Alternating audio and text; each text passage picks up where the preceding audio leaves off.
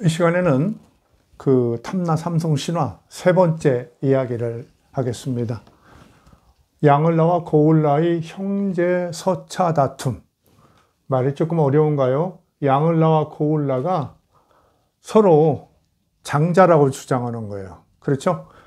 그 이스라엘의 그 구약성경에 그게 나오죠.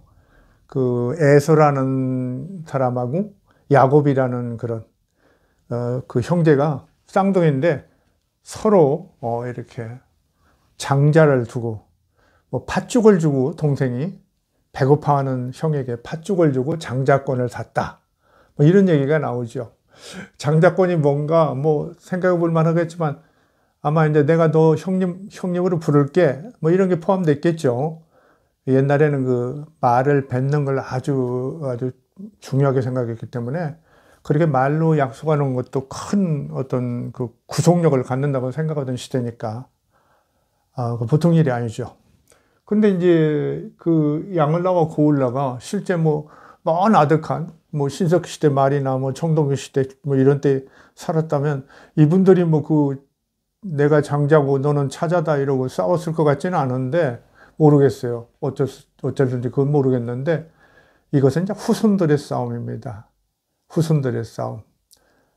그래서 먼저 지난 시간에도 얘기했지만은 이제 고려사랄지 세종실록지리지 신증 동구교지 승랑 이런 그 주로 관찬 사서류들 거기에는 이제 고기라는 것을 이용해 가지고 그 한라산 옆에 그 모공열이라는 데서 이렇게 삼신인이 종지용출 땅을 따라서 솟아났는데 뭐 이렇게 나오면서 말할 것 없이 양을라가 장은 양을라요 그렇게 나오죠. 차는 고울라, 삼은 부울라라 이렇게 해가지고 양을라가 장자라고 분명히 쓰고 있습니다.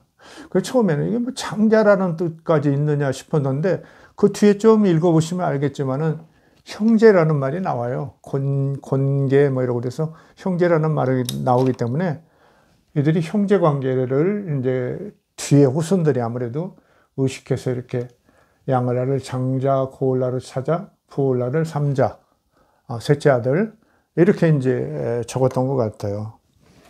그런데 이제 이 고려사랄지 세종실록 시리즈 이런 관찬류들은 그냥 고려사하고 맞춘 거죠. 거의 쭉 그냥 베낀 거라고 보면 되는데 약간 뭐 한두 자 차이 그런 건 있어요. 베낀 건데 그냥 모홍열에서 태어났다. 그 삼신인이 종지 용출했다. 땅에서 솟았다. 이러고 하는데 또 좀 보면 이제 거기에는 이런 것도 나와요. 그 일본국에서 그 공주 셋이 왔는데 결혼을 하게 되는데 3인이 이 연차 분치지. 3인이 나이 순서에 따라 나누어 장가들었다. 결혼했다. 이렇게죠. 그러니까 나이를 또 좀 의식하는 거예요. 그래서 이게 이제 본인들이 뭐 의식한 거 이런 건 너무 신경 쓸 거 없고 어쨌든 이제 이 고기가 쓰고 이럴 때 보면은 그 기록이 장자, 차자, 그 삼자라는 의식이 그리고 어쩌면 나이 차이도 있는 것처럼 하는 그런 의식이 있어요. 그런데 이제 지난번에도 말씀드렸죠. 이 고려사나 세종실록지리라는 것은 사실 뭐 대단한 또 근거가 특별한 것도 아니다.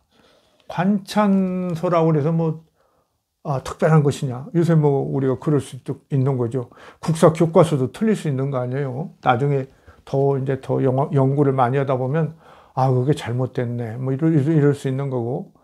또 어떻게 보면 이제 이념이나 이런 이런 그 파당성 이런 것 때문에 이제 견해가 좀 달라지고 다시 해석되고 그러는 것들이 꽤 있잖아요. 그런 거 한번 이제 생각해 보면 이제 좋은데 이 고기라는 것이 뭐 특별히 근거가 없어요. 그냥 고려시대 고려 말 이런 때 돌아다니는 지은이도 모르는 저자도 모르는 뭐 아주 무책임한 책. 이건 뭐 정말 그렇죠? 음식으로 말하면 누가 만들었는지도 모르는 길거리에 던져진 그런 음식 같은 건데 그걸 그래도 근거로 썼다. 그러니까 그래도 그걸 좀 인정할 만한 어떤 그런 분위기랄지 연관성 같은 것은 이제 판단하는 거죠. 뭐 그 제주 지역의 어떤 그 전설이랄지 이런 것도 좀 볼 거고 족보 같은 것도 좀 참고해보고 그래서 그것은 이제 아마 그 취사 선택인 것 같은데 어쨌든 그 고기도 너무 그렇게 믿을 수는 없지만 하여튼 이게 관찬서들은 이 고기를 근거로 해서 이렇게 쓰고 있다. 이런 걸 좀 아시고요. 그런데도 불구하고 이제 고려사의 그 지리지, 고려사 지리지를 우리가 보면은 그 뭡니까 그 전라도 탐나현이라고 그러죠. 저 탐나현이죠.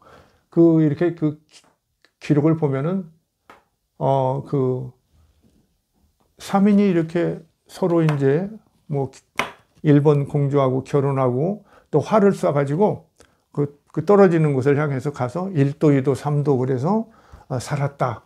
그러면서 그 뒤에다 또 붙이죠. 15대, 이제 15대가 흘러서 이런 거예요. 신인 그 삼형제로부터 15대가 흘러서 고후, 고청, 형제 3인이 또 한 사람이 따라간 거예요. 고후, 고청, 한 사람은 또 이름을 안 썼어요. 3인이 신라를 방문했는데 뭐 신라왕이 아주 기꺼이 여겨서 그렇죠? 환영하고 별이 뭐 이렇게 인도했기 때문에 뭐 왕은 성주라고 하고 또 이제 왕자는 너무 이제 그 아마 왕하고 좀 이렇게 왕이 이뻐했나 봐요. 그래서 뭐 다리 밑으로 뭐 격하고 뭐 그런 얘기도 그러는데 어쨌든 그 자기 아들 같아서 이렇게 왕자라고 한다. 그리고 또 세 번째 형제 막내는 도내라고 그랬다. 뭐 이런 얘기가 나옵니다. 그러면서 바로 이어서 뭐라고 하냐면 이것 좀 잘 보셔야 돼요. 대개 이 고기라는 것이 지금 양을라를 그 장자로 내세우면서 왠지 양씨 족부들이랄지 이런 것들이 좀 주자료로 온 것 같은 그런 느낌이 드는데도 불구하고 그 뒤에 바로 이제 이렇게 성조 왕자 도내 얘기 고우 고총 그 삼형제 얘기를 하자마자 이어서 고씨는 성주가 되고 그러죠. 이제 나라가 많이 흥성해지면서 사람들도 많아지고 흥성해지면서 고씨는 성주가 되고 양씨는 왕자가 되고 부씨는 도상이 되었다. 그래서 여기서는 이제 이 15대 후 고우 고청 형제 얘기로부터 뭔가 고씨들이 주도하고 있구나 이런 느낌을 받는 거죠. 신라왕 만났을 때. 그런데 이제 그 뒤에다가 분명하게 사람이 많아지고 신라를 잘 섬기면서 고씨는 성주가 되고 양씨는 왕자가 되고 부씨는 도상이 되었다. 이래서 고씨가 성주라는 것을 분명히 밝히고 우선인 건 밝혀요. 마지막에는 밝혀요. 근데 앞에 여기 그 기사들, 그 옛날 얘기들, 정말 신화다운 얘기들에는 반드시 그 장자를 양을라로 하고 차자를 고을라로 하고 삼자를 부을라로 합니다. 그래서 그 화살을 쏘고 그 도달한 것도 그 양을라가 1도, 그렇죠? 아니, 양을라가 1도, 고을라가 2도, 이렇게, 부을라가 3도, 이렇게 그 서차, 이렇게 순서를 꼭 구분해요. 그 순서 서열을 구분하는데, 뒤에 오면 이렇게 현실로, 뭔가 통일신라, 그 다음에 뭔가 고려의 그 현실, 고씨가 성주를 하고 있고, 고려는 말할 것 없이, 조선 초기, 그러니까 태종 초에 1404년인가에 이 성주제를 폐지하거든요. 완전히 폐지해버려요. 그동안에는 고려 후반 이런데도 뭐, 뭡니까, 탐나현, 뭐, 제주현, 뭐, 이런 게 있더라도, 뭐, 그런 게 그냥 있는 거예요. 옛날에 향리나 호족들 이렇게 지방 관청이 있어도 따로 자기들끼리 이렇게 내적 통치를 하는 거 있잖아요. 그런 식으로 이제, 그 제한된 자율성을 행사하고 있었는데, 그나마 이제 조선 태종이 그 대단한 분이잖아요. 그냥 성주제 없애버려요. 1404년에. 없애버립니다. 이제 없애버려요. 없애는데, 그때까지는 하여튼 고씨가 성주를 했어요. 바로 이제 여기 이어지는 얘기가 있는데, 고씨가 성주를 했습니다. 그러면서 뭐 뒤에 양으로 고쳤다. 어제도 얘기했죠. 이런 기록들이 되게 고려사 세종실록 지리 등에 나온다. 그런데 고을라가 장자고 양을라가 차자고 부을라가 삼자라는 그 서열, 새로운 이야기. 한 군에, 일군의 또 문서들이 그쪽을 또 계속 그렇게 써요, 거기는.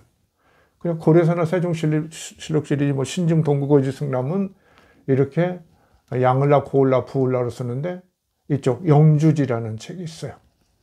고려말 뭐 조선초라고 그러는데 좀 불분명하기는 한데 영주지라는 책. 그 다음에 이제 고시들이 갖고 있는 그 족보 관련 문서들이 꽤 많아요. 여러분이 그 장서각, 그 디지털 장서각인가요? 거기에 들어가면 영주지라는 책이 있어요. 거기에 보면 그 사진 막 이런 게 나와 있는데 그 영주지라는 책 속에 또 영주지가 있고 이 고시 족보 관련 책들 그런 것들이 여러 편이 들어와 있죠. 뒤에 것까지 들어와 있어요. 그런 책이 있습니다. 그래서 고시 족보 관련 문서들 예를 들면 이제 고득종이라는 사람이 여러분은 뭐 그렇게 잘 알지는 못하겠지만 이제 고시들은 아주 잘 알겠죠. 이분이 바로 어떤 분이냐면은 이 마지막 성주의 조카. 그러니까 자기 할아버지도 그 고려말 조선초에 성주를 했겠죠. 자기 작은 아버지인가 그래요. 마지막 성주가. 그러니까 성주의 조카입니다. 그 성주의 조카예요. 고득종이라는 사람이.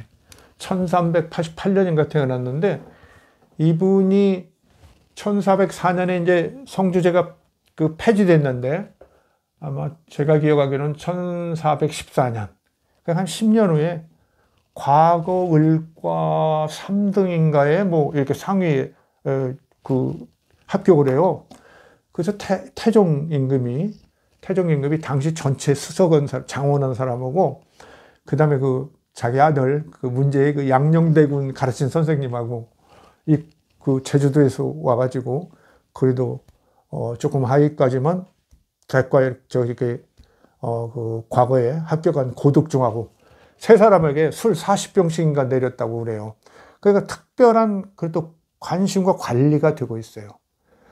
세종대왕도 굉장히 고득종을 이렇게 보호합니다. 그리고 세종대왕하고 좀 통하는 것이 있었던 것 같아요. 그 세종대왕이 좀 그런 게 있죠. 이렇게 변방 사람들 좋아하고 실무를 잘하는 사람 좋아하잖아요. 뭐 장형실이니 우리가 그런 거 알잖아요.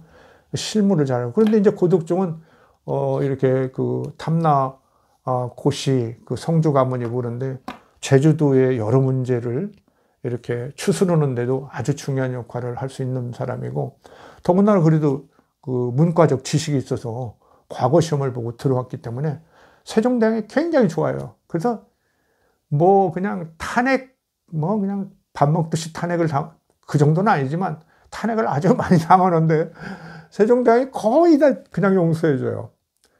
그러니까 그냥 무조건 무슨 성주의 후예니까 제주도를 잘 끌고 가야 하니까 봐준다 뭐 이런 것도 좀 있겠지만 제가 볼 때는 세종대왕께서 이렇게 사람을 보는 어떤 그런 품성, 실무형 인간 이런 이런 것을 좋아하는 그런 스타일이잖아요.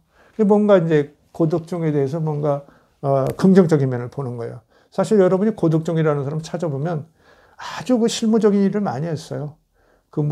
강화도의 목장 개설하는 문제, 제주도의 목장을 재설계하는 문제, 그 다음에 이제 그런 변방 문제랄지, 그 다음에 일본에 뭐 이렇게 사신 갔다 오고, 명나라에 사신도 갔다 오고. 하여튼 저도 이제 대학에서, 건국대학에서 이제 교무처장, 학장 이런 거 해보니까, 특히 교무처장이 일이 무지하게 많은 곳이거든요. 너무 힘든 자리인데, 거기에 보면 평소에 말만 잘하고 일은 정말 아무것도 못하는 사람들 많아요. 그런데 생각보다 이렇게 명석하지는 않더라도 아주 성실하고 뭔가를 열정적으로 하고 좀 책임성 있고 그런 사람 만나면 아주 반갑죠. 그런 분들하고 이제 일을 하게 되는 거예요. 그러니까 이제 우리 역사가들도 그래요. 말만 많은 사람들 많죠. TV 같은 데도 보면 자칭 한국의 지성들 들어있죠. 경험도 별로 없고 심지어 요새는 비교적 너무 많아진 박사학위 같은 것도 없으면서 세상 물정은 자기가 다 아는 것처럼 떠들고 그런 사람이 있는데 그런 사람들 책은 좀 안 보는 것도 괜찮은데 물론 학위 없어도 훌륭한 분들이 있지만 또 언론에 너무 그런 사람들이 나중에 문제 많고 그런 사람도 꽤 있잖아요. 자, 어쨌든 이 고독종은 그런 실무형 인간이고 아주 적극적인 사람이에요. 그리고 자기 가문의 어떤 문제, 그 족보 같은 것을 편찬하려고 하는 거예요. 왜? 아니, 성주제가 수백 년 있었는데 없어졌는데, 우리 성주제도 없었는데 이제 우리 가문의 전통, 그걸 누가 기억하느냐? 뭐 이러고 적극 편찬하기 위해서 뭐 서문도 쓰고 말이죠. 막 노력합니다. 그런데 사실 이게 고독종이 1450년에 쓴 문서들이 이제 거기 보이는데, 가성 같은 게 보이는데, 이때 1450년 때는 고독종은 이제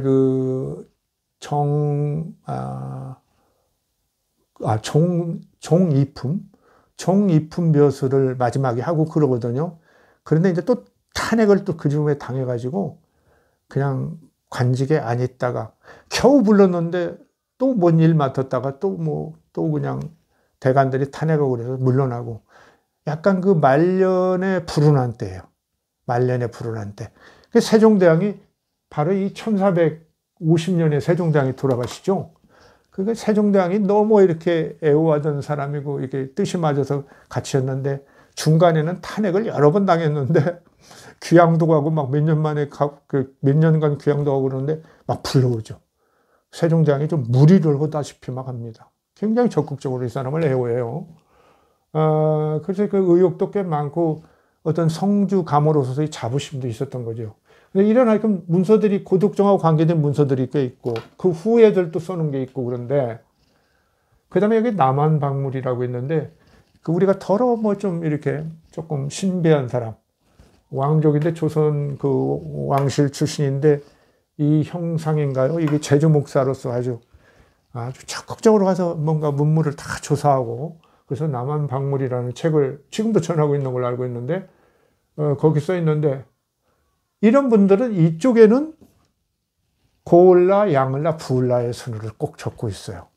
네, 그렇게 적고 있어요. 근데 이제 여기 이제 정의호라는 분이 한번 제가 이렇게 써놨는데요. 지난번에도 좀 말씀드렸죠. 정의호라는 분은 이제 고려 말 1351년생인가로 제가 기억하는데 이분이 번관은 진주인가 그렇고요. 그 고려 말에 이제 유명한 그런 길제니 이렇게 정몽주 이런 사람들의 그 제자들 이런 사람들하고 막 교류하고 공부하고 그런 급이 좀 있는 학자예요. 근데 이분이 이제 나중에는 이제 저걸 지내죠. 지난 시간에 말씀드렸죠. 그 예문관 대제학 그 앞에는 그 성균관 대사성도 지내요. 그러니까 그건 교육 분야에서는 아주 최고의 그야말로 교육부 장관급이죠. 그런 역할을 하신 분인데 별로 연구가 안 돼 있어요. 제가 좀 찾아보려고 좀 읽어보려고 했더니 별로 연구가 안 돼 있어요. 못 봤는데 거의 논문 같은 거 없는 것 같아요. 그 후손들이 가지고 있는지는 모르겠습니다만은 그래도 소개는 되고 있으니까요. 그 급이 있으니까. 근데 이분이 성주고시 가전이라는 걸 줬다 그랬죠. 이게 1416년이에요. 1416년. 성주고시 가전. 여기 고독종이 그때 1414년에 그 과거를 합격해가지고 바로 그 관직을 취임해요. 근데 그때 감찰계통에 취임을 했어요. 무슨 직책이라고는 안 나오더라고요. 제가 논문을 좀 보고 봤더니. 감찰계통에 이제 있고 그러니까, 그리고 이제 태종이 아주 이렇게, 바로 얼마 전에 성주제를 없애고 그랬으니까, 특별히 이렇게 좀 관심을 갖고 살피는 사람이거든요. 아까 말씀드렸죠. 을과 3등 과거에 합격했다고 술을 40병인가 냈다고. 그게 상당히 보살피고 그러니까 아마 제가 볼 때는 그러니까 이 정의호 대감 당시 대제학이 예문관 대제학이 이 변방에 아무리 제주도에서는 성주라고 하지만 그렇게 대단하겠어요. 과거 막 봐가지고 그렇죠? 그렇다고 그냥 대단한 이렇게 번쩍번쩍하는 그런 명문가도 아니고 자기가 볼 때는. 근데 이제 어쨌든 감찰계통이 있고 왕이 이렇게 감싸고 눈여겨보고 있고 그러니까 아마 봐준 것 같아요. 이 고독종이 1416년에 이제 자기의 어떤 가승이라고 하는 거, 족보 관련 이런 자료들을 간단히 적어가지고 이 정의호 대감을 찾아오는 거죠. 그래서 써달라. 그 좀 우리 족보도 만들고 그래 하는데 그 좋은 글 좀 하나 써주십시오. 전을 하나 써주십시오. 그러니까 이게 성주 고시 가전이에요. 이 성주가 제주도의 그 성주, 별성자 쓰는 제주도의 그 우두머리죠. 왕이라는 말은 끝내 잘 안 쓰는데 탐나 국주 뭐 이러고 보긴 하는데 여기 이렇게 성주라는 말이 아주 명칭이 있죠. 성주 고시 가전. 그게 씁니다. 이게 1416년이에요. 근데 제가 아까 언뜻 말씀드렸지만 고득종이 다시 자기의 그 어떤 족보의 서문 같은 것을 1450년 그 탄핵되고 좀 뭔가 좀 불운할 때 나이 많이 먹었죠 이미 60도 넘었어요. 뭔가 이제 끝나갈 때 자기 권세도 끝나고 그럴 때 족보 편찬에 적극 뜻을 두는 거죠. 뭐 당시 조선 초기에 족보 편찬이 막 앞에서 좀 시작됐겠지만 막 유행하잖아요. 그리고 더군다나 자기는 성주로서 또 관직도 최고로 올라갔고, 그리고 제주도 출신에는 당시 그럴 거 아니에요. 이렇게 올라간 현실에서 성주 집안의 후손이고 뭔가 그 족보라도 제대로 만들려는 의욕이 있었던 거죠. 근데 이 1450년에 약간 서문 같은 걸 만들어요. 그래서 제가 보니까 진영일 교수님인가요? 지난번에 제가 다른 발음 좀 틀렸는데 그분 논문 쓴 걸 이렇게 보니까 이제 고득종이 뭔가 정의호 대감이 쓴 성주 고시가전이 마음에 들지 않았다. 자기가 젊은 날에 부탁해서 써놓은 게 마음에 들지 않으니까 그렇게 대단한 인물이 있었지만 그것 말고 자기가 다시 말년에 물론 출세도 했고 자기도 종이품 정도까지 올라갔으니까 출세도 했고 그러니까 아마 자신감을 갖고 뭔가 마음에 안 들어서 다시 썼을 것이다. 34년이나 지난 후 얘기죠. 이런 얘기를 하는데 좀 설득력은 있다고 보여요. 왜 그러냐면 제가 이제 글을 두 개를 대비해 보니까 그 성주 고시가전은 아주 그냥 지난번에도 얘기했죠. 아주 그냥 육아답게 아주 그냥 적절하게 그냥 척척척척 그 쳐냈어요. 옛날 얘기 정말 믿거나 말거나 막 너무 신화스러운 얘기. 뭐 상자가 바다로 떠내려왔는데 그중에 그거 꺼냈더니 여자들이 셋이 나오고 사신이 와가지고 거기에 곡식 종자가 어쩌고 송아지가 어쩌고 막 이러고죠. 장차 결혼해서 나라를 이루려는 둥 이런저런 얘기가 있는데 그런 것들 제법 이렇게 쳐냈어요. 그런데 제가 이제 오늘 강의하려고 이제 저녁에 이제 최종적으로 또 대비를 해보니까 이 고득종이 뭐에 대해서 제일 불만이 있을까 생각하니까 사실은 그 신화적인 요소를 쳐내서 불만도 있겠지만 그건 어떻게 보면 탐나적 어떤 문화적 정체성과 관계된 자기 체질적 어떤 그 감흥이겠죠. 자기가 스스로 느끼는데 이건 여기 제주도 가면 무슨 그런 음식들이 독특한 거 있잖아요. 맛있는 뭡니까? 돼지 고기 넣고서 끓이는 국. 그런 것도 있고 그런데 예를 들면 이런 데서 서울에서 그냥 마구 또 끓인 순댓국, 시장에서 파는 순댓국하고는 또 좀 다른 거 아닙니까? 그 묘미가 다를 듯이 뭔가 좀 그 다름을 느꼈겠죠. 그건 있을 수 있다고 봐요. 그래서 제가 그것보다도 직접적인 것이 좀 있지 않겠느냐는 생각을 했어요. 그것 중에 하나가 뭘까 생각하니까 바로 여기 그 정의호의 성주 고시가전에는 고을라가 장자라는 사실을 명시하지 않아요. 우선. 그게 자기가 이렇게 힘써 갖다 줬는데, 아마 그 가슴은 마를 것 없이 그 고씨들, 이쪽 족보를 보면 마를 것 없이 그냥, 고을라가 장자야, 고을라, 이렇게 딱 나오거든요. 그런데 이분은 그 얘기를 안 해버려요. 그냥 고을라, 양을라, 부을라, 이렇게 해가지고 왈도 하나만 써버려요. 그래서 고을라, 양을라 이렇게 써줘야 하는데 아마 고득종 쪽으로는 그런 느낌이 있었을 거예요. 왜 그러면 자기들이 대대로 성주 집안이고 그렇죠? 그렇잖아요. 그리고 그 고시 관련 문서들을 보면 다 그렇게 써 있거든요. 고을라를 장이라고 하거든요. 그러니까 뭔가 이쪽 그 당시에는 1451년에 고려사가 완성되고 54년에 정식 이렇게 간행이 되는데, 뭐 훨씬 앞이지만 조금 앞이죠. 그런데 이제 마지막 고독중이 1450년 쓸 때쯤은 이때가 뭐냐면은 1449년에 이게 세종 31년에 마지막에 양성지가 이제 그 고려사 편찬, 지리지를 담당했다고 보는 거죠. 고려사 그 마지막 개찬이라고 그러죠. 마지막 고치는데 1449년, 1년 전에 들어갔어요. 그 지리지를 담당했는데 편사관으로서 아마 뭔가 고위직이니까, 그렇죠? 고독중도 고위직이니까 뭔가 정보가 있었을 만데, 염려나 정보가. 그리고 뭐 말할 것 없이 고독중은, 그렇죠? 제주도 탐나 왔다 갔다 오는 사람이니까, 서울에도 살지만은 왔다 갔다 오는 사람이니까, 어때요? 그 제주도나 이런 데서 돌아다니는 얘기 이런 거 알잖아요. 그러니까 고을라를 장자라고 하는 데도 있지만, 아마도 제가 볼 때는 고기 같은 걸로 볼 때는 양을라를 장자로 전하는 그런 이야기들도 이렇게 있을 거란 말이죠. 아무래도 아마 양씨들 집안에서는 그렇게 이해하지 않겠어요? 뭐 그렇게 서열 관계로 하는데 자기 조상 내세울 건 당연하죠. 어쩌면 부씨도 그랬을지 몰라요. 그런데 부씨는 워낙 오늘날도 이렇게 유추해 보면 아마 세력이 좀 적었어요.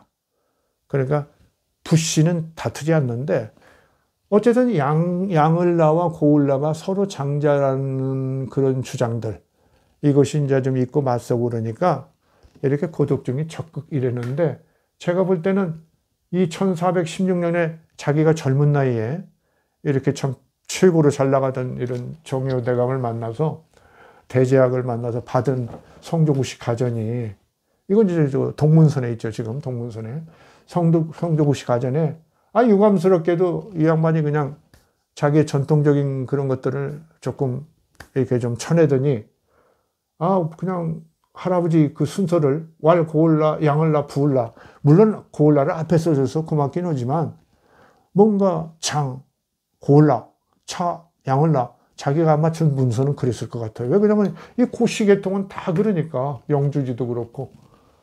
그러니까 다 그런 전통을 갖고 있겠죠. 그런데 그것이 깨졌어요, 사실은. 별거 아니다, 이렇게 싶죠. 그래도 우리 할아버지를 앞에 놨네, 이러면 됐지, 이런 것도 있지만은, 그 당시에 뭡니까, 성주제도 폐지되고, 고독중 자신들에게 관직에서 탄핵당하고 이제 어려움 경험하고 있고 그럴 때, 근데 마침 물론 남원 양식이는 하지만 제주 양식에서 나왔다고 보는 이런 그 젊은 1441년인가 아마 양성지는 과거를 본, 당시에 아주 30대 막 펄펄 나는 때죠. 그리고 그 집현전에서 뭐 교린이 뭐 이런 것도 하고 그러다가 마지막 그 고려사 개찬의 마지막 작업에 1449년 세종 31년에 아마 들어가가지고 지리지를 담당했다고 보는 것 같은데, 뭐 뒤에도 있잖아요. 뒤에도 보면 막 양성계는 거의 막 팔도지리지니 이런 지리지 관계 이런 책들을 굉장히 책임져서 편찬하고, 그 지리지, 뭐 국방 문제 이런 거 전문가잖아요. 그렇기 때문에 이런 추정은 모두 맞을 텐데, 어쨌든 뭐 제가 볼 때는 고독중은 그런 소식도 알고 있을 것이다. 뭐 조선 초기에 관료가 몇이나 돼요? 얼마 안 돼요. 뻔한 거죠. 다 알고. 그리고 자기 또 그 남원 양씨라고 하지만 또 그 제주 양씨하고 관계된다는 것 좀 그 당시 또 다 알고 있을 테니까 뭔가 좀 신경을 썼을 거예요. 그래서 저는 이런 고독중의 이런 1450년의 그런 작업이 이런 의식도 했을 것이다. 너무 예민하다고 할 텐데, 제가 왜 예민한가 이제 좀 말씀드릴게요. 왜 예민한지. 그런데 이제 이 정의호 대감의 성조구시 가전을 조금 더 얘기해야 하는데, 아주 중요한 게 있어요. 제 전체 강의에서. 저의 그 어떤, 새로운 어떤 뭡니까, 탐나 삼성 신화의 미학이라는 것을 얘기할 만한 것이 있다는 깨달음 속에는 이 정의호 대감의 성조구시 가전이 갖고 있는 그 예민한 어떤 그 통찰력, 그런 모습을 만났기 때문에요. 제 생각하고 딱 맞더라고요. 이거 내 생각만, 나 혼자 이런 생각 오면 이건 좀 이상한 사람이죠. 역사학자가 지 상상력으로 마구 밀어댈 수는 없는 건데, 뭐 이게 좀 뭔가 타당한 뭐가 없나 이런 거 찾았을 때 보세요. 아주 이 그 성조구시 가전은 정의호의 성조구시 가전은 아주 독특한 게 하나 있어요. 그건 뭐냐면 삼신인 얘기하는데 그 모홍열에서 나왔다 그런 얘기는 다 똑같아요. 막 줄여서 똑같이 쓰는데 삼자 동시용출이라는 말을 써요. 놀라워요. 이거 아무도 주목 안 넣은 것 같아요. 제가 아무도라는 표현을 함부로 쓰면 안 되겠죠. 논문을 다 안 봤을 수도 있는데 주목하지 않는 것 같아요. 이런 얘기하는 분은 없어요. 제가 논문 한 4, 50편은 읽었는데 삼자 동시용출. 그러면 뭐 우리는 뭐 삼자 동시용출이라고 생각 안 했나요? 그럴 수 있죠. 아는 사람도 있을 수 있는 거예요. 어떻게 당신이 압니까? 여기 이런데 고려사나 세종실록지리 보세요. 삼신인이 그냥 종지용출했다고 했지 어디 동시용출했다고 그랬어요? 없잖아요. 심지어 이 고시 문중에 관련된 이런 문서들도 족보의 그런 서문이랄지 이런 데도 동시용출이라는 말 안 써요. 똑같아요. 그냥 똑같이 이렇게. 그런데 자기 할아버지가 장자라는 얘기만 강조하는 거예요. 응? 고씨만 고을라가 장자고 양을 낳는 차자다. 뭐 이것만 강조하는 거예요. 그 형제라는 걸 써요. 그대로. 그 개념을 그대로. 이렇게 넣어가지고. 그 대신 이제 화살 쏘면은 고씨 문서들은 화살 쏘면 1도가 이제 고을라예요. 2도가 양을 낳고. 어떻게 보면 뭐 좀 쪼잔하다 뭐 이럴 수 있지만 그렇지 않죠.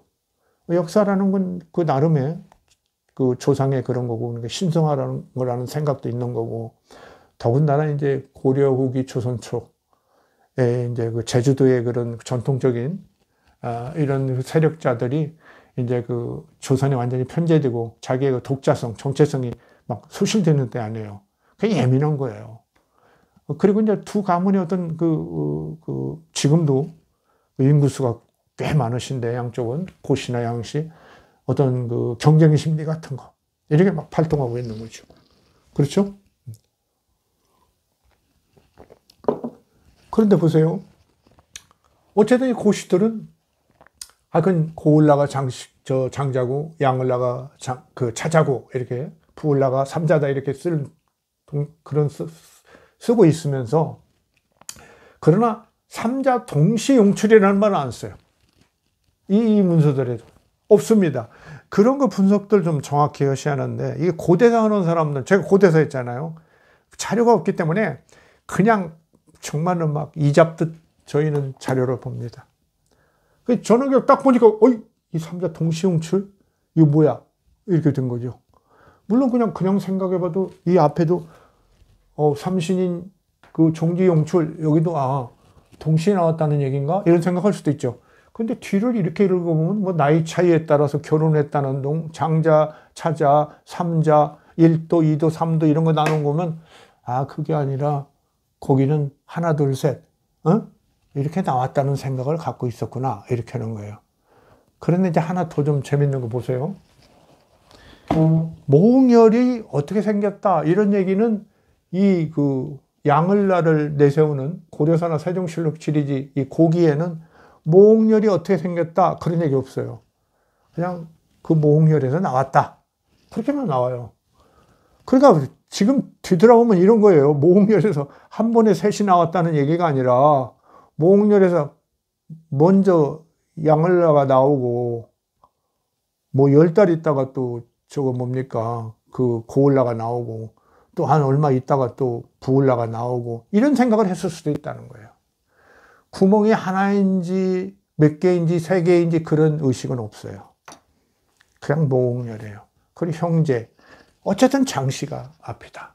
그런데 아까 말씀드렸죠. 마지막에 가면 또 고씨가 성주고 양씨가 왕자고 부씨가 도상이라는데 거기는 또 서열관계를 분명히 또 현실 그 고려 말 조선 초의 역사가 있으니까 부정하지 못하고 하는데 이분들이 조금 억지 쓴 거 아닌가 하는 그런 생각도 좀 들죠. 왜 그러냐면 지금 제가 지난번에 말씀드렸죠.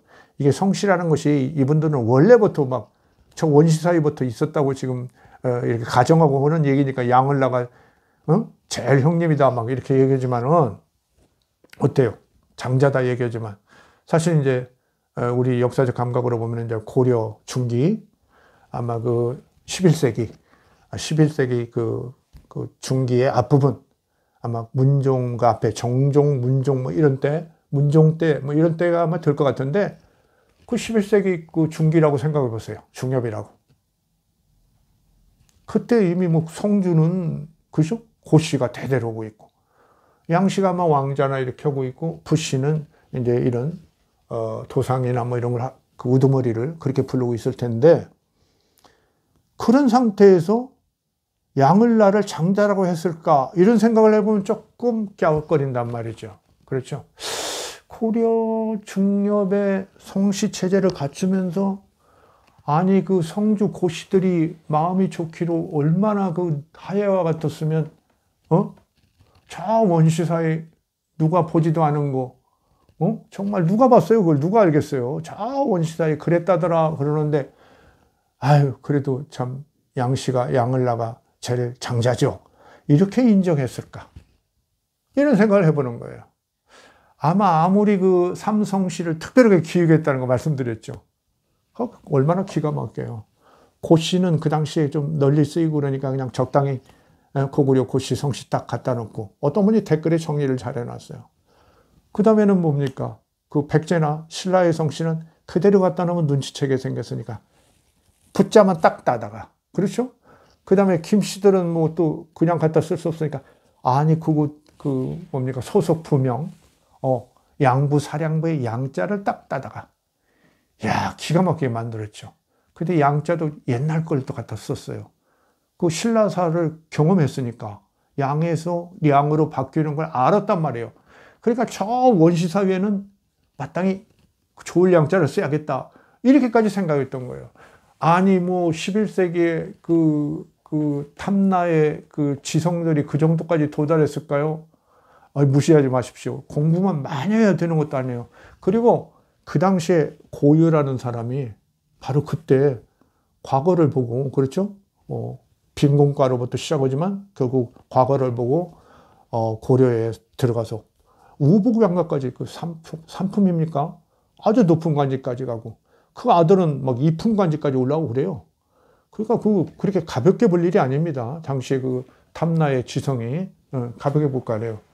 그러니까 이분들이, 나중에 그건 더 말씀드릴게요.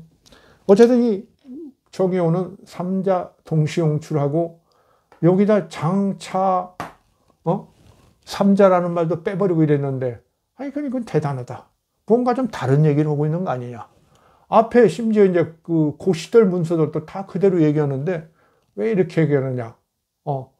동시용출이라고 왜 생각했을까? 이제 이런 생각을 하는 거죠. 그러면 이제 좀 재밌는 건, 그 결혼하는 것도 그래요.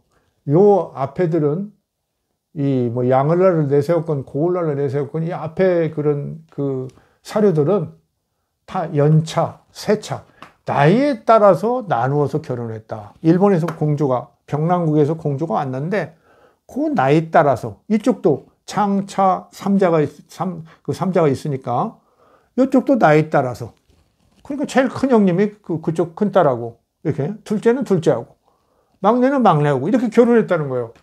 3인이 연차에 따라 나누어 결혼했다. 장가 들었다, 이런 얘기예요. 그런데 여기도 그 영주지라지 이런 데도 그래요. 여러분이 보시면 고시 관련 문서들도, 족보 관련 문서들도 보면 그러는데, 이 정의호대 가면 이것도 그렇게 안 써요. 보세요. 이 성조 고시가전은 삼자 분취지 그랬어요.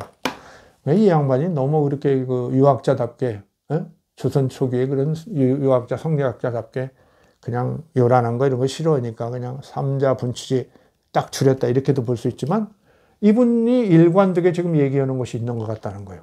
이 생각 안 들어요? 저 이것 보고 아주 좀 경악했는데요. 정의호대감의 어떤 그 통찰력, 뭔가 이 뒤섞이고, 저 탐나에서 와서 이렇게 뭐 부탁하고 그래서 보니까 얼기설기하고 이상한 것 같은데, 뭐 그냥 했겠어요, 이분이? 뭐 좀 약간은 알아보겠죠. 자기가 이런 그 남의 족보 뭐 이러고 하는데 함부로 불쑥 얘기하겠냐고요. 그 보여준 것만. 약간 다 알아보고 그랬을 거 아니에요. 그러니까 뭐 또 그런 얘기도 있는 거 이런 것도 알았겠죠. 양씨가 양을라가 또 조상이라는 거 알 가능성이 있단 말이죠. 이런 상태인데 이분은 지금 뭔가 새로운 구성을 해요. 삼자가 동시에 나왔고 그냥 고을라 양을라 그냥 고씨가 부탁했으니까 잘 나가는 성주 아들 그 고씨가 부탁했으니까 고을라 양을라 부을라 이렇게 써주고 뭐 그 대신 장차 삼 빼버리고 여기도 뭐예요? 삼자 분치지. 세 아들이 그냥 나누어 결혼했다. 아내 삼았다 이런 얘기 안 해요. 그러니까 뭐 세 아들이 무슨 나이에 따라 나누었다 뭐 이런 얘기도 안 해요. 왜? 자기가 지금 삼자 동시 용출했는데 나이가 똑같을 거 아니에요. 그렇죠? 이게 성립이 안 돼요. 연차에 따라서. 어떻게 연차에 따라 결혼을 하겠습니까? 그러니까 이분이 삼자 동시 용출로 보고 그냥 여기도 장, 차, 삼 빼버렸어요. 그러면서 여기도 연차에 따라 결혼했다 빼버렸어요. 아니 동시에 나왔는데 그건 지금 뭔 얘기하는 거예요 제가. 이분은 뭘 받겠느냐. 구멍이 세 개라는 걸 알았어요. 그 모옥렬이 세 개라는 거. 어떻게 정효대감이 모옥렬의 구멍이 세 개라는 걸 알았을까? 제가 참 대단하게 쫓아가죠. 제주사 연구오신 분들을 좀 참고시합니다. 꼭. 그건 어디냐면 이 영주지랄지 이런 고씨 관련 족보들, 특히 고씨 관련 족보들 보세요. 거기에 보면은 모옥렬이 있는데 그 모옥렬을 뭐라고 썼냐면 품자지열이라고 썼어요. 품자지열. 품자 모양을 한 그런 그 구멍이다. 그 모옥렬이. 이 품자지열. 알죠? 글자 품자. 네모 3개. 지금 삼성열에 가면 그래요. 삼성열에 가면 구멍이 이렇게 있죠. 이렇게. 품자지열이다. 품자지열이다. 이분들은 이제 제주도에서 그 당시에 뭐 확실히 보고 있고 그런 거니까 확인되고 그러니까 그리고 아마 전승이 그런 걸 갖고 있는 거예요. 전승이. 품자지열이다. 품자 모양의 혈이다. 이런 말이죠. 품자 모양의 이런 혈이다. 구멍이다. 그걸 고씨 족보 관련 문서들은 그걸 반드시 써요. 고덕종도 쓰고. 여러 가지 이제 그런 문서들을 이제 볼 수 있는데 장흥 고씨 가승이랄지 그 뒤에 나오는 족보들도 보면은 다 품자지열 이렇게 나와요. 품자지열이라고 나와요. 품자 모양을 한 구멍이다. 여기에서 나왔다 이거예요. 그런데 어떻겠어요? 고덕종이 자기도 이제 품자지열이라고 이렇게 1450년에 쓴 글에 이렇게 쓰고 있는데 어떻겠습니까? 생각해 보세요. 아마 말할 것 없이 이 1416년에 정의호 대감한테 고씨 가전을 써달라고 자료 가지고 갔을 때 거기에도 이분이 품자지열을 가지고 갔을 거예요. 거기 모옥렬이 있는데 품자 모양의 그런 구멍이 있습니다. 이게 써있는 재료를 갖다 줬을 거예요. 그런데 보세요. 정의호 대감에 보니까 그래 이 고을라, 양을라, 부을라가 있는데 제가 이제 역사학자로서 판단해 보는 거예요. 전체 읽어보면 어때요? 아니 앞에는 또 양을라가 형님이라고 그러는데 뒤에 보면은 또 고씨가 성주고 양씨는 왕자고 순서가 또 바뀌어요. 그 중간에 그 양씨 위주의 1, 2, 3이나 여기는 이제 고씨 위주로 갔잖아요. 고씨 위주의 1, 2, 3도랄지 이런 것들이 다시 한번 생각하게 되는 거죠. 누가 장자냐, 차자냐, 삼자냐 이것이. 뭐 삼자는 뭐 양쪽 자료가 다 그런 식으로 하니까 그까지 비교했는지까지는 모르지만 하여튼 뭐 알아봤다면. 알아보지 않아도 그냥 스스로도 문서가 그래요. 여기 고씨 관련 문서만 읽어봐도 그냥 뭔가 좀 이렇게 나오는데 조금 문제가 있을 수 있죠. 야, 이게 그래? 그리고 또 하면서 이런 생각도 했을 수 있어요. 그 먼 옛날에, 누가 알냐? 그 구멍에서 나왔는데. 근데 결정적인 게 있죠. 바로 이 품자지열이에요. 스스로 갖고 온. 그 품자지열. 왜 구멍이 3개였을까? 그냥 한 구멍에서 그냥 나이의 연차에 따라서 결혼시키는 아들이 그냥 장자, 한참 있다 차자, 또 얼마 있다 삼자 나왔으면 구멍이 굳이 뭐 3개라는 얘기를 뭐하러 하냐. 그냥. 앞에 문서들은 그냥 아무 말도 안 해요. 그냥 모옥열에서 신인이 용출했다. 이렇게 이거 끝나는데, 이게 동시 용출했다는 건지, 그냥 순서에 따라서 그 차례대로 그 세월을 가지고 용출했다는지 모른단 말이야. 그런데 여기는 품자지열을 이 고독중이 분명히 가져갔을 거 아니에요. 자기가 그렇게 다 써놨으니까. 이거 이 양반 갖다 줬는데 이분이 아무 말도 않고 그 대신 보세요. 이분이 뭐 어떻게 써놨냐면 그 삼자 동시 용출을 그걸 읽어낸 거예요. 아, 품자지열이 있다고. 아, 구멍이 3개. 그러면 신인, 거룩한 신인들, 이분들이 같이 나왔겠네. 그렇겠죠. 거기 일본에서도 그렇죠. 일본에서, 병랑국에서, 일본국 병랑국에서도 상자 속에서 여자가 셋이 딱 나오죠. 근데 뭐 말은 뭐 몇째 딸, 그건 뒤에 붙인 거고, 뒤에 서열을 매기는 후순들이 붙이는 거고, 새 여자가 나왔다, 새 공주가 나왔다, 뭐 그런 얘기겠죠. 처음에는. 거기에 무슨 뭐 큰딸, 둘째 딸, 셋째 딸, 뭐 이런 얘기가 뭐 있겠어요? 나중에 더 붙죠.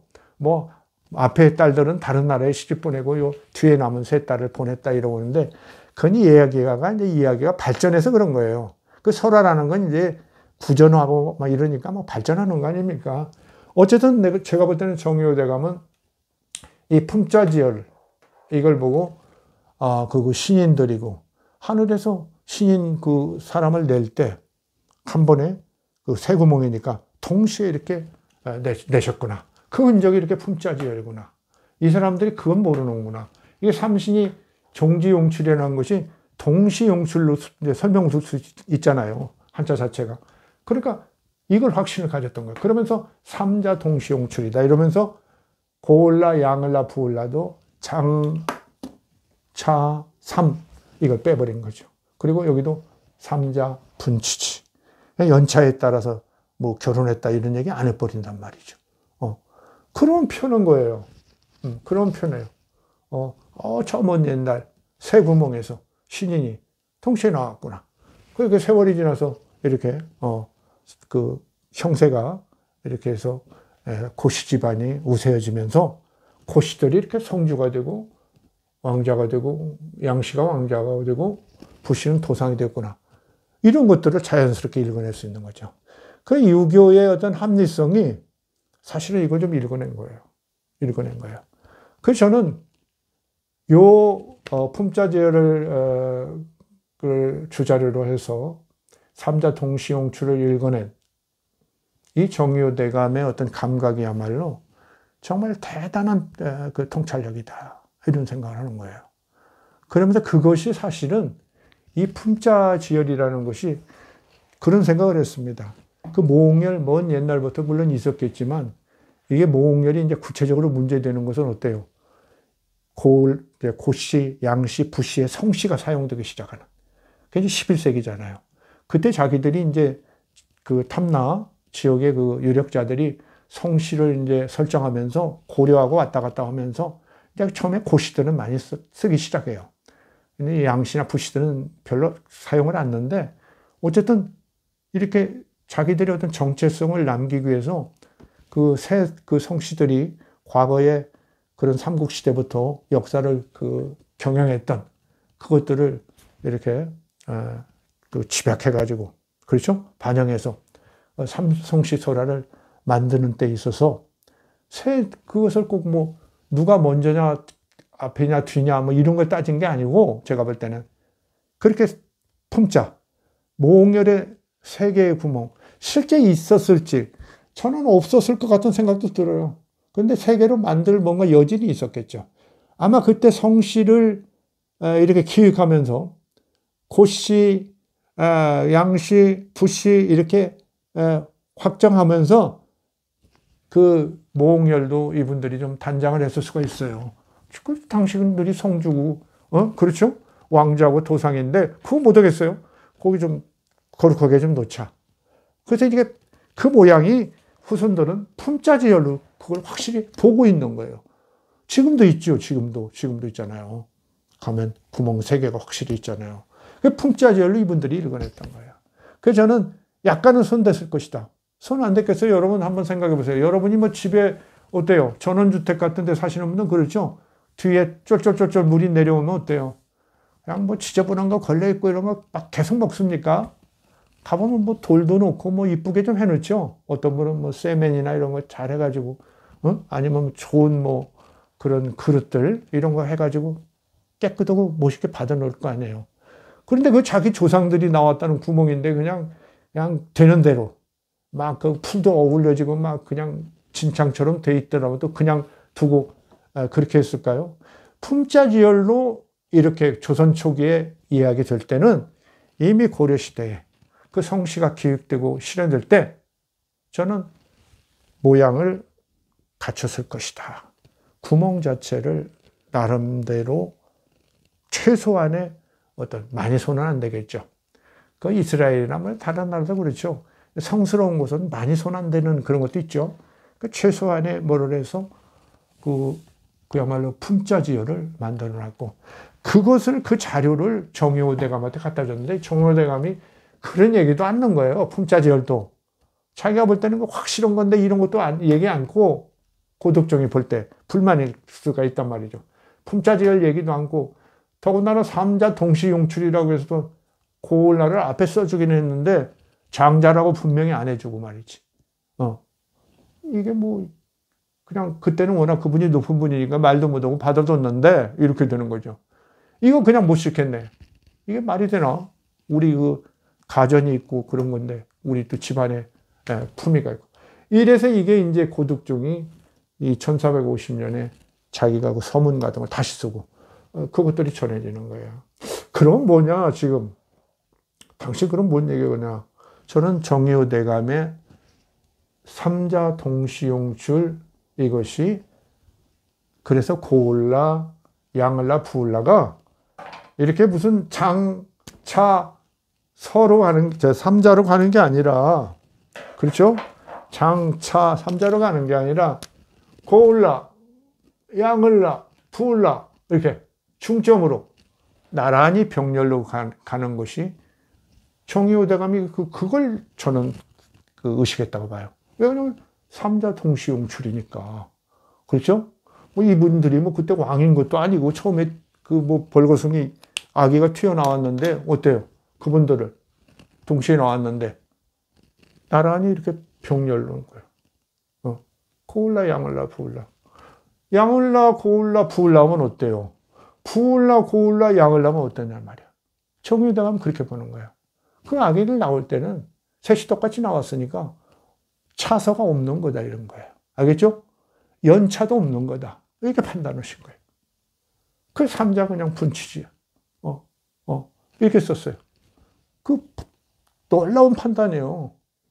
근데 제가 이제 그 다른 식으로 이제 접근해가지고 저 11세기 중엽에 이렇게 성취하면서 이 세성시의 어떤 그 거룩함 이걸 만들어내는데 김씨 고씨, 부씨, 양씨를 이렇게 삼국의 왕성에서 이렇게 아이디어를 가졌다가 이렇게 창조적으로 변형시켰다.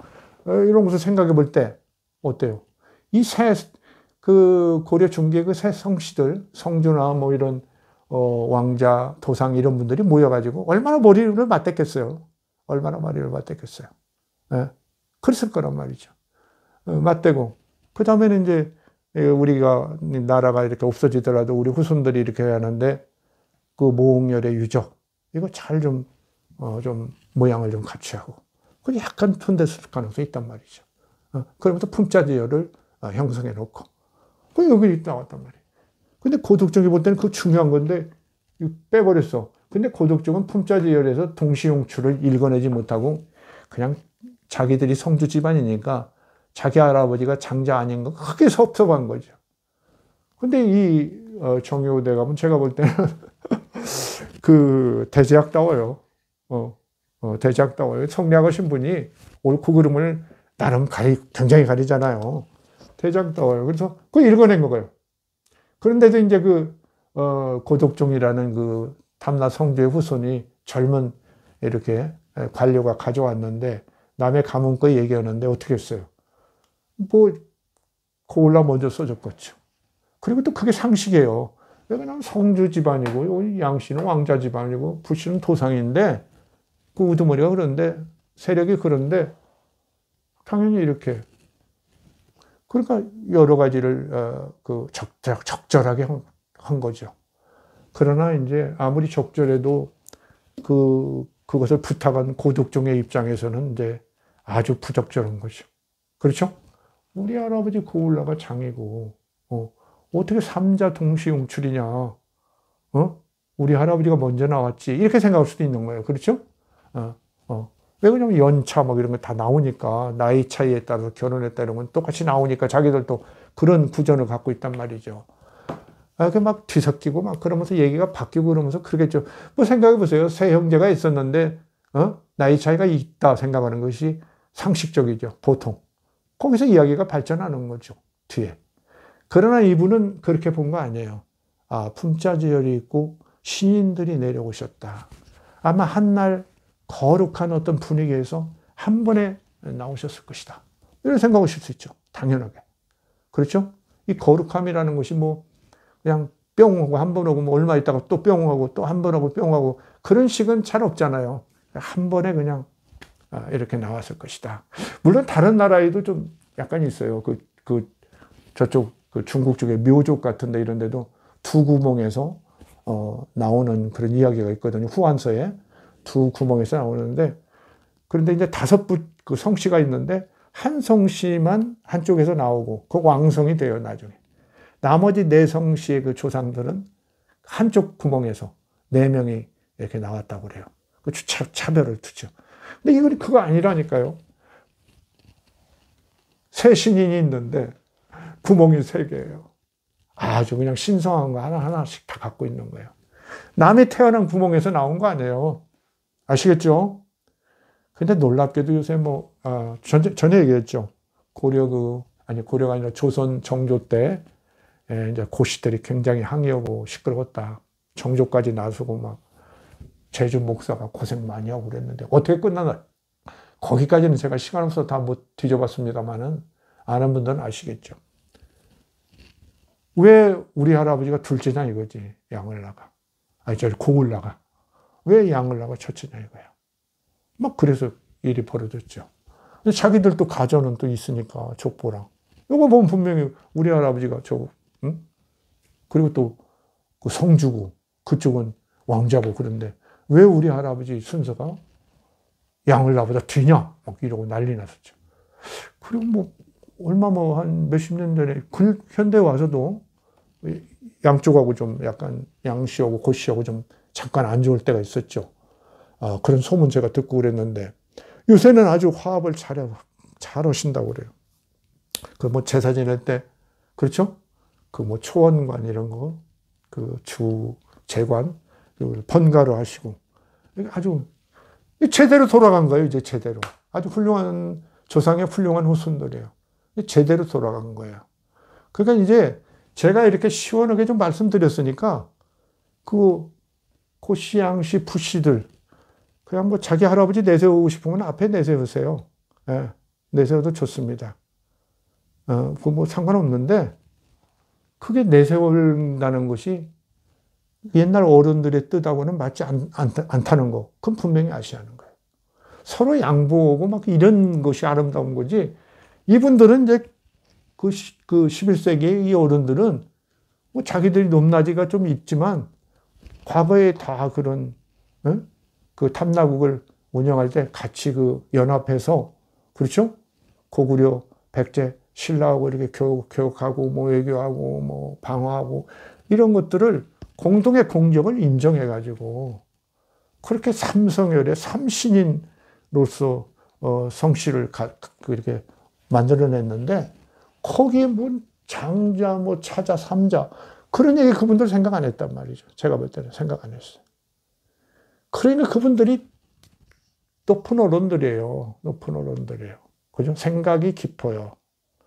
그러니까 오늘날 이런 민주사회에서도 대한민국이 어디서 삼성씨가 조상들 3명의 신의를 놓고 조라고 인사하는 데가 어디 있습니까? 제사 지내는 게. 제주도만이 지금 그렇죠? 도지사도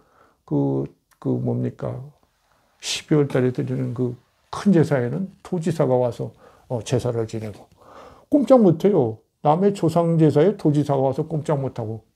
이거 참 재밌죠? 그것이 어디서 나오냐? 그거 각자 해서봐요. 한쪽 막 주장해가지고.